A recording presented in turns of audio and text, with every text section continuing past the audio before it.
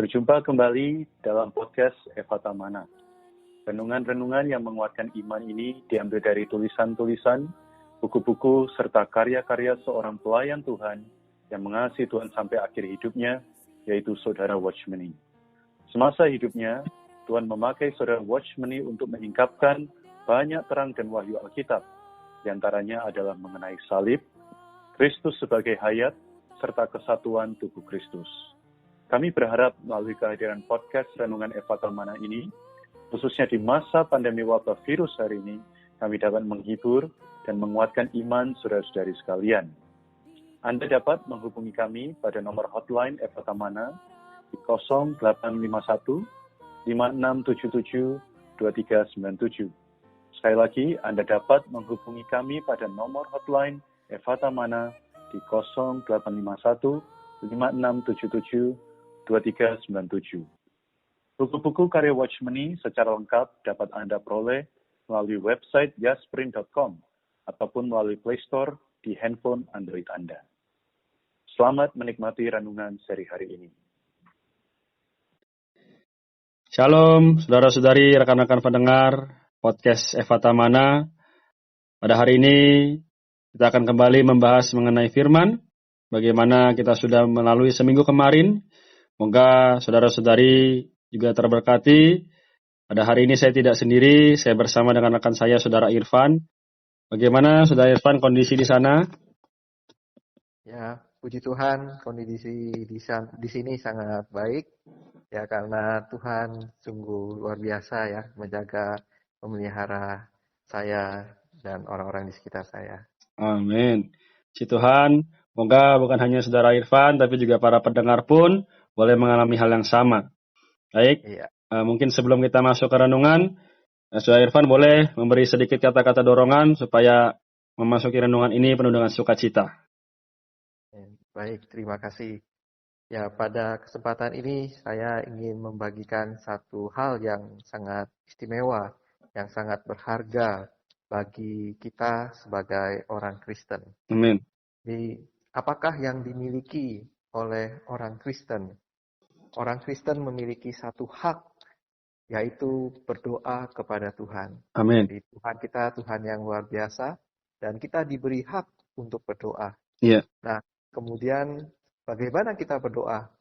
Doa semacam apakah yang harusnya dimiliki oleh orang Kristen? Nah, kita akan membahas mengenai perkara-perkara ini. Amin. Puji Tuhan. Dan saudari, kita akan masuk ke renungan. Bagaimana judul renungan pada hari ini adalah sumber doa kuasa. Di sini ayatnya adalah dari Efesus pasal 1 ayat 20 sampai 22a yang berkata, dan mendudukkan dia di sebelah kanannya di surga, jauh lebih tinggi dari segala pemerintah dan penguasa dan kekuasaan dan kerajaan dan tiap-tiap nama yang dapat disebut. Bukan hanya di dunia ini saja, melainkan juga di dunia yang akan datang. Segala sesuatu telah diletakkannya di bawah kaki Kristus. Kembali di renungannya berkata juga bahwa dalam Efesus pasal 2 ayat 6 dikatakan bahwa sekarang kita telah diberi tempat atau didudukan bersama-sama dengan dia di surga. Ini berarti bahwa gereja juga jauh lebih tinggi daripada segala pemerintah dan penguasa dan kekuasaan dan kerajaan dan tiap-tiap nama yang dapat disebut. Bukan hanya di dunia ini saja, melainkan juga di dunia yang akan datang. Puji Tuhan, ini adalah suatu fakta. Kristus kini berada di surga, jauh lebih tinggi daripada segalanya. Demikian pula gereja hari ini jauh lebih tinggi daripada segalanya. Sama seperti Kristus yang jauh lebih tinggi daripada musuh-musuh rohani, demikian pula gereja jauh lebih tinggi daripada musuh-musuh rohani. Sama seperti semua musuh rohani dikalahkan oleh kenaikan Tuhan, demikian pula musuh-musuh rohani ini juga dikalahkan oleh gereja yang bersatu dengan kenaikan Kristus. Karena itu, musuh rohani berada di bawah kaki gereja. Puji Tuhan. Melalui pembacaan ini, apa yang bisa Saudara Irfan bagikan kepada rekan-rekan pendengar? Ya, baik. Jadi, di judul kita hari ini adalah sumber doa perintah. Jadi, hak istimewa yang Tuhan berikan kepada kita sebagai orang Kristen adalah doa pemerintah. Amin. Bagaimanakah sumber dari doa perintah ini? Ya. Jadi melalui ayat yang tadi kita baca, kita diberitahu bahwa doa perintah itu bersumber pada kenaikan Tuhan. Ya, jadi Kristus kita tahu dia telah datang, dia adalah Allah yang berinkarnasi menjadi manusia, menempuh kehidupan insani, Ya, kemudian dia mati. Namun Kristus yang kita percaya ini bukan saja mati, tapi bangkit dan terangkat. ya. Nah, melalui kematian dia menanggulangi ciptaan lama kita di dalam Adam. Amin. Melalui kebangkitan dia membawa kita ke dalam ciptaan baru. Nah, di dalam kenaikannya inilah dia memberi kita satu kedudukan baru. Dan kedudukan ini tentunya di hadapan si musuh, yaitu si iblis. Jadi kedudukan kita hari ini di dalam gereja adalah dalam posisi tinggi. Dia mendudukan kita di surga, di tempat yang paling tinggi. Dan di tempat yang tinggi inilah dia memberi kita kuasa untuk memerintah supaya Allah bisa bekerja, Amin. supaya Allah bisa mengikat pekerjaan si orang kuat itu, si musuh Amin. itu. Ya. Puji Tuhan. Jadi doa yang diberikan oleh Allah adalah doa yang berkuasa atau doa yang memerintah ya, Saudara Irfan. Ya, betul. Amin. Kita lanjutkan sedikit.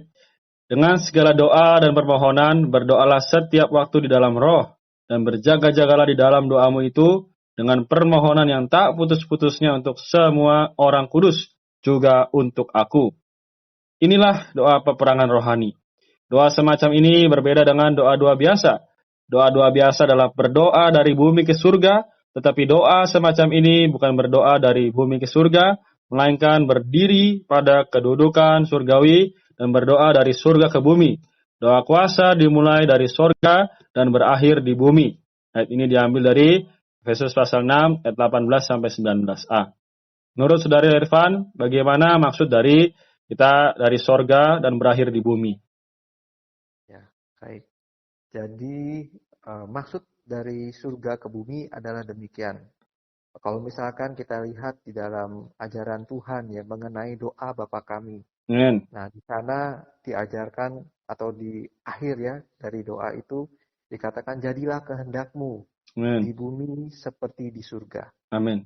Jadi doa yang memerintah tentu adalah doa yang penuh dengan kuasa, dan bagaimana kuasa Allah bisa diterapkan bagi kita sebagai orang Kristen. Ya.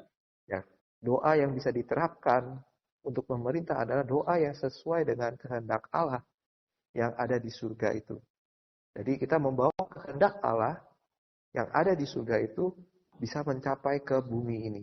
Amin. Jadi hari ini gereja diberi kuasa untuk meminta supaya kehendak Allah yang ada di surga itu dapat terampungkan, Ya. dapat terjadi di muka bumi ini. Amin. Jadi demikianlah maksudnya. Maka dari itu dia berkata, setiap kita sebagai kaum beriman perlu berdoa, ya, saling mendoakan satu dengan yang lain. Kita Ya. perlu seperti Matius 18 ya, di sana kita mengikat Betul. pekerjaan si musuh itu. Amin. Amin. Mulia bagi Tuhan. Kembali kita lihat di bagian yang terakhir di sini katakan, doa kuasa adalah berdoa dari surga ke bumi. Setiap orang yang pandai berdoa tahu apa yang dimaksud dengan berdoa ke atas dan apa yang dimaksud dengan berdoa ke bawah. Kalau seseorang belum pernah belajar bagaimana berdoa ke bawah, berarti ia juga belum pernah belajar doa kuasa atau doa pemerintah. Dalam peperangan rohani, berdoa ke bawah ini sangat penting. Apakah artinya berdoa ke bawah? Artinya ialah berdiri pada kedudukan surgawi yang telah diberikan Kristus kepada kita untuk memerintah iblis. Menolak semua pekerjaan iblis dengan kuasa memerintahkan bahwa segala yang telah diperintahkan Allah itu harus dirampungkan. Berarti kalau boleh kita simpulkan adalah kita mempunyai kuasa untuk menundukkan iblis. Benar begitu, Saudara Irfan? Ya, benar sekali. Kita menundukkan, kita mengikat pekerjaan si musuh yang ada pada setiap diri manusia ya. Amin. Begitu. Jadi Jadi bagaimana untuk para pendengar supaya mereka juga boleh mengalami doa kuasa ini, Saudara Irfan? ya, jadi yang pertama, karena ini adalah doa kuasa, maka Allah melihat bukan lagi status kita yang di dalam alamiah ya. Ya. Jadi doa kuasa ini dapat diterapkan ketika kita memegang fakta yang ada di dalam firman Tuhan. Jadi seringkali iblis menggunakan segala cara untuk melemahkan orang Kristen. Wah, saya tidak baik nih. Saya tidak pantas untuk berdoa memerintah kepada Tuhan. Ya. Siapakah saya dan sebagainya. Jadi iblis selalu menaruh pikiran-pikiran negatif di atas diri manusia.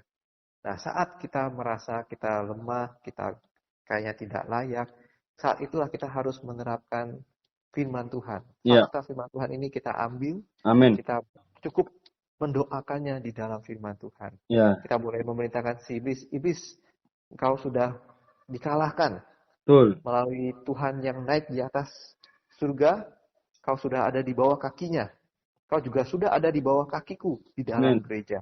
Amin. Nah, hari ini kita bersama-sama juga perlu menerapkan fakta ini.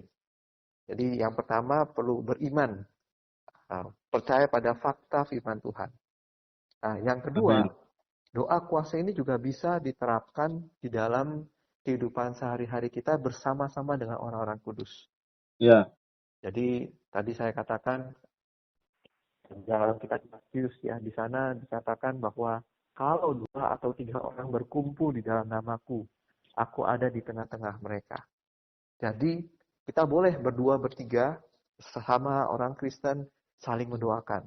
Doa, memerintahkan. Kalau misalkan kita melihat ternyata ada sesuatu yang negatif dan kita yakin ini ada pekerjaan si musuh, kita boleh berdoa, saling mendoakan untuk mengikat. Maka hal itu bisa segera terampungkan, segera terlaksanakan. Amin. Amin. Ya. Puji Tuhan, jadi melalui sharing yang sangat memberkati ini, seharusnya kita tidak perlu khawatir lagi bahwa kita punya Allah yang sedemikian telah memberikan berkat, yaitu kita boleh berdoa untuk mengalahkan iblis. Di melalui Saudara Irfan, kita juga boleh dikuatkan, saudara-saudari rekan pendengar. Baik, kita sudah sampai di penghujung. Boleh Saudara Irfan menutup di dalam doa. Baik. Tuhan Yesus, terima kasih Tuhan untuk kesempatan yang Kau berikan kepada kami. Kami bersyukur untuk firman-Mu yang memberitahu kepada kami orang Kristen, kami bisa doa yang memerintah. Doa yang bukan saja dari bumi ke surga, melainkan doa yang dari surga ke bumi. Tuhan, latihlah kami bersama dengan orang-orang kudus yang ada di sekitar kami. Melatih berdoa pemerintah ini. Kami mau bersama-sama di dalam gereja mengikat pekerjaan si orang kuat itu, si musuhmu, si iblis Tuhan. Biarlah dia tidak berkuasa atas setiap manusia, orang-orang yang ada di sekitar kami. Lepaskanlah mereka Tuhan dari kuasa si musuh. Jadikan kami orang-orang yang berbagian di dalam peperangan yang rohani ini. Amin. Bersama-sama menerapkan doa puasa. Tuhan, segala semuanya adalah untuk kemuliaan-Mu. Amin. Amin. Puji Tuhan, terima kasih Saudara Irfan atas sharing yang sangat memberkati. Semoga juga rekan-rekan pendengar boleh semakin dikuatkan. Baik, kita sampai di sini. Terima kasih. Tuhan Yesus memberkati. Tuhan Yesus memberkati. Sekian podcast Renungan Efata Mana pada hari ini. Kami akan hadir kembali pada seri berikutnya.